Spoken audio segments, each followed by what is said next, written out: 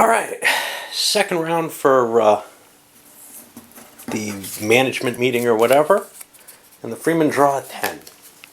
That's not a very good draw. But this is the kind of draw that you can maybe get people to vote no on and be correct. So what he's doing is he's declaring the 10. And we've got $10 that I'm handing out, and I'm going to hand out a 0 over to the guild. That'll probably get the guild to say, oh no. I mean, that will definitely get a no vote for the guild, right? Because they have nothing to lose. Other players might be convinced into this, both because I was dishonest last time, and they're not getting too much this time. We're looking at 2s. 2s are going to be kind of unhappy. If I can get 3 no votes, that's 4 more bucks that I can grab. I'll get a $7 bonus. I still don't want to pay the guild money. Getting an extra card doesn't help the manager if he's going to be legitimate. And my feeling is that guild advantage just sucks. Paying yourself to draw, paying someone to get a second card, it randomizes the situation more, makes it harder to predict what card they have, but in the end it comes down to, are you lying or are you not, and do they trust you or do they not? And I don't feel having 2 cards does a really good job of getting people to vote yes on things that maybe aren't so good. We'll see. It does. Having 2 cards means if you do cheat, you can cheat bigger. But if you get caught, it hurts more, right? To me, it's just kind of a... I'm very reticent to use that ability, so that's a very weak ability from my standpoint. These other cards I want to hand out, well... Oh, I have to give the Emperor a buck. I forgot him. I'm going to give a 2 to the Emperor. See, I don't know if him getting 2 cards was particularly good. He didn't get one terribly cheap. So I'm going to give a short shift to the Atreides, because they get to see their card and someone else's and are more likely to vote no. In fact, one thing you might want to do is hand the entire thing out to one person. Nah. Because that person will vote yes, and then you don't get any bonus. So yeah, you kind of want to distribute it, because if a no vote, people who get a good pile of money are willing to accept your graft, right? They're probably not going to get more if you're lying. So you do want to distribute it fairly equally. All right. And now I'll figure out voting, and we'll see where that goes. Well, the Freeman player didn't get away with telling the truth, as it were. Only the guild voted against him. Everybody else kind of thought he was telling the truth. And he was. There was some question over here, but nothing. The guild couldn't. Basically, one of the things was, hey, guild, if you want, put your money where your mouth is. Give us each a buck and maybe we'll vote no. Like, that doesn't appear to be legal, though. So, when I looked that up, I decided, well, if you can't give money to convince people to sway their vote, it's kind of rough to... you might want to house rule that in. It's kind of an interesting option, which is he's been given a 0. He may come out ahead if the pot's split up. But I can see where that might have been a hard call to make anyway. What if it's telling the truth, which he was? Well, then the Freemen get a lot of extra money, and the people who vote no don't. So it was kind of a rough situation. He couldn't get anybody to agree. And you actually want to limit the number of people who agree to vote no. That's one of the other problems. If you vote no, you want to make sure you have the absolute minimum that you can, unless you're getting somebody who has too much money for allocated to them, in which case they would be getting it from the pool. A lot of little interesting thoughts in there. Anyway, deal out the cards. So I'll come back and announce kind of what the price the average card went for. Well, the Atreides opened up every bid that they saw at 5. That worked pretty well. They managed to buy, I think, 2 cards. They had a pile of money, including a siege and they saw the Siege, that was the first card, and then they got bonus with the 7 card. This forced everyone else to go to 6. The problem is the Guild and the Harkonnen didn't have that much, so they're knocked out of the bidding. The Emperor ended up buying a couple of cards. He had a decent amount of money. I don't think he got anything too good. And the Freemen, our managers, bought a card. Bene Gesserit were trying to hold out for a 5 price, but they just decided, oh, we're not going to get it. We can only buy 1 card. They took the last card for 6. No one else could afford that except, well, no, the Atreides couldn't either. So we move on. Once again, the Freemen were unable to take advantage of telling the truth. Another 10 bid. And that normally would cause some, when low bids going out causes some suspicion, but the truth is you're in this really hard position, and it's really got to be almost a personal, you look at the person and try to figure out, are they lying? It's a psychological game more than any kind of, you don't have much information to help you. And basically nobody was convinced that he was trying to say. It would be tough. One of the things is, hey, we just had a 10. What's the likelihood that he would try to pass that number as his lie, right? Wouldn't a 12 be more reasonable, or even an 8? But on the other hand, you at least know that there are 10 cards, right? If you weren't paying attention to the distribution at all. Other people might say, wait, there is no 9. I know these numbers somewhat. So at least you've seen the card, which is helpful. That's kind of reminds me of a game, another total bluffing game, Ripley's Believe It or Not, which is one of the coolest trivia games because you get to bluff about whether or not you've really got an answer to something. Which is kind of cool. Basically, somebody can call bullshit on your question. All right, well, we'll deal out the new cards, see what comes. And a scarcity of spice drives the prices down. The Guild got in a bidding war with the Atreides. They opened up at 5. The Guild went to 6. Atreides goes to 7, I think. Or maybe it was 4, 5, 6. Anyway, the Guild paid every buck they had, outbidding everyone else at the table, essentially, or equaling them. But I think they outbid everyone to get a card that the Atreides definitely wanted, that they had looked at. Then the cards kind of went for 5 or 6, and then the money drained. And they started going down in the 3 range. The very last card the Freeman got was worth 3. So there you kind of have there is this natural progression. Initially you're flush with cash. It seems like the price point's a little higher. Later, cards start beginning to fall at lower levels. So like the Bene Gesserit who bought one for 5, then the price went down another one. I mean, the prices that you originally saw can no longer be matched by the players. Of course, if a good harvest comes in, good money comes in. Nobody's really hoarding money, though, here. And now, as money gets less, the Emperor's ability becomes more and more powerful because he's getting an extra buck each turn. Of course, that could be reflected in his shares, where he won't get as much share. That's one of the problems in this game, is whoever the manager is has an equalizing duty, sort of. Hey, you've got a number of access cards and a lot of money. On the other hand, they also have manipulate the bidding possibilities. I don't want to give anybody too much money because then they'll control the bidding. But on the other hand, if I can get that pile of money, then things are different. So I want to be the person with lots and lots of money, obviously.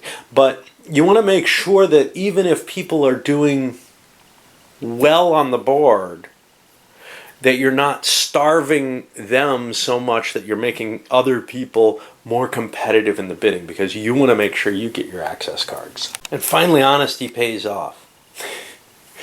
A 15 card. Now, 15 is not a bad card.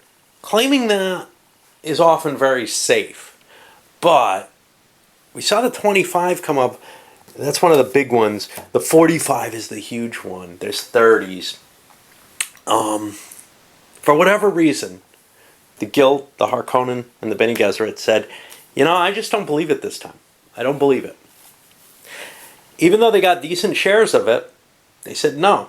And the 15 was what was handed out, 7, 10, 15.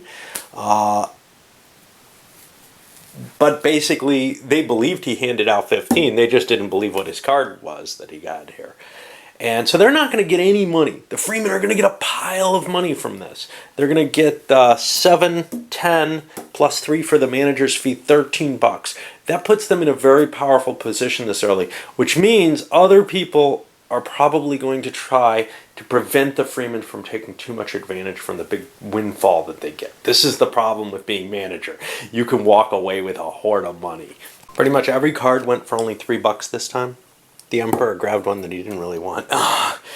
Atreides was holding $5.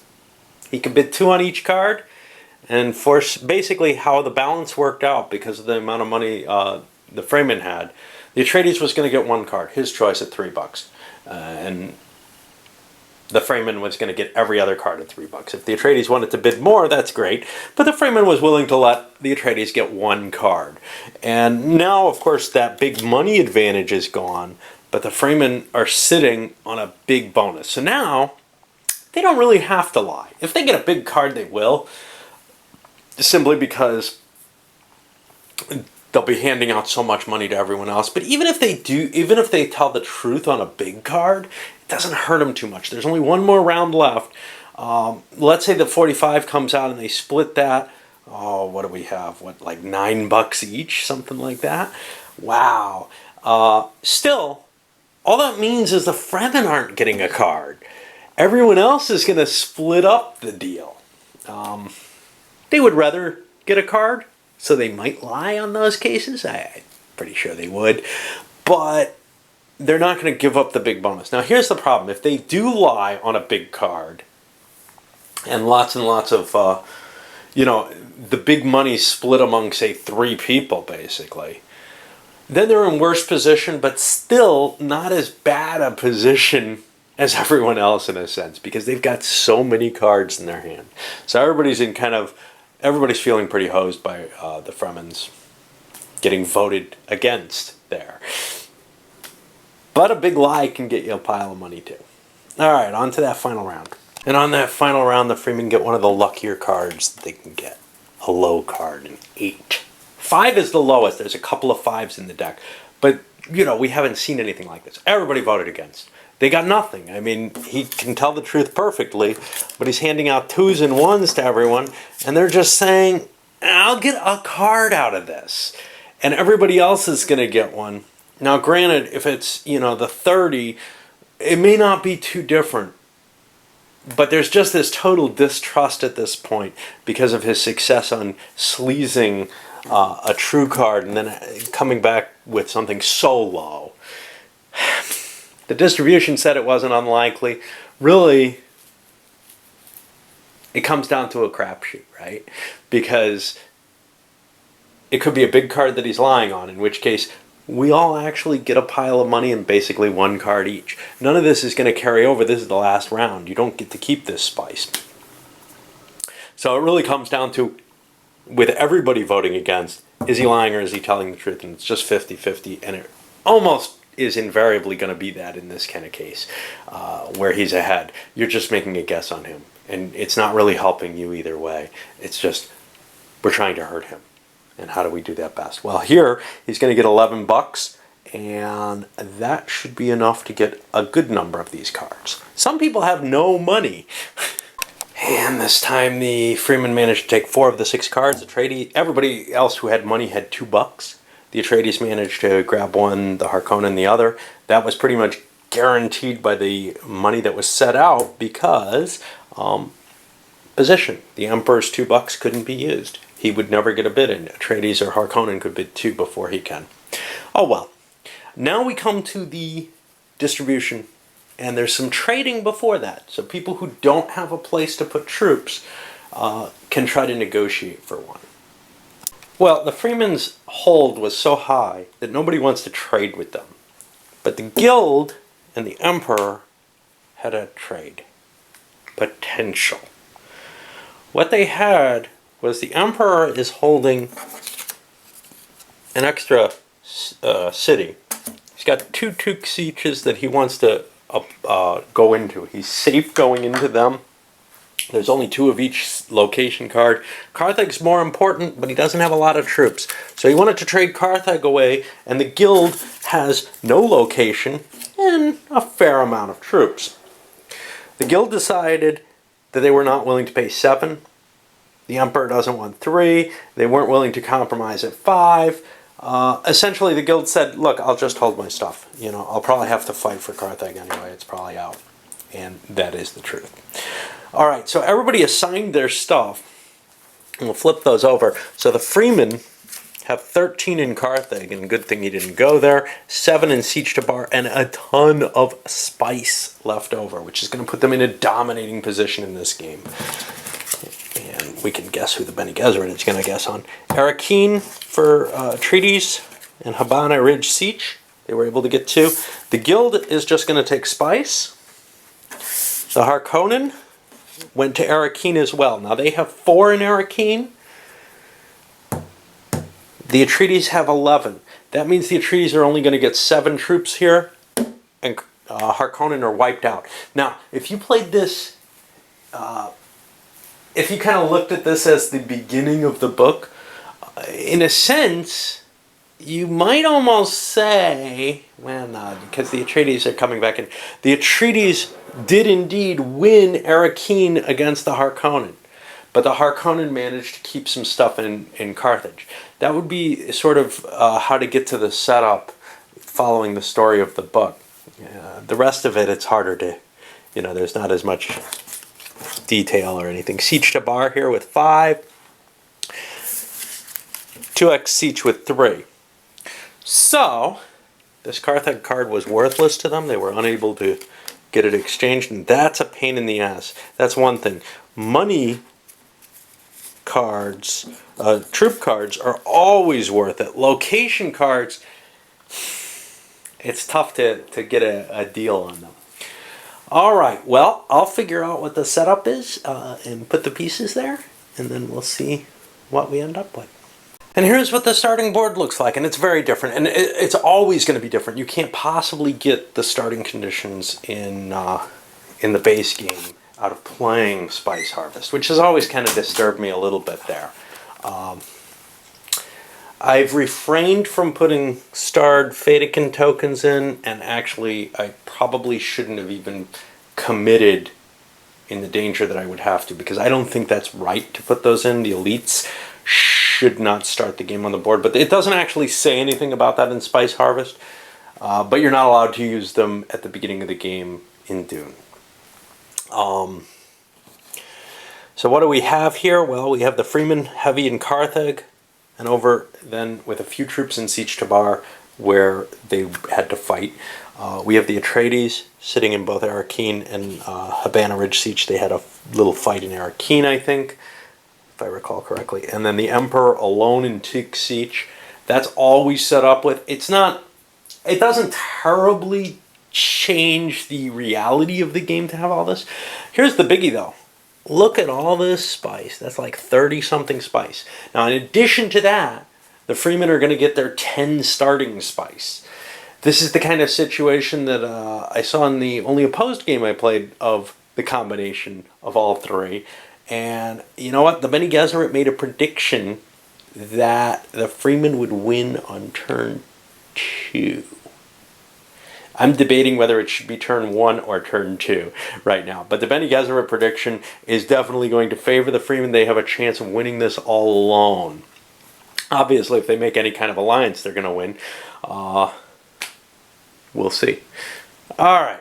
Well, I'll load this up, and then we'll start the Dune game, and people are going to be shocked to see it starting in this position, probably. But, hey, that's their loss if they didn't watch this part.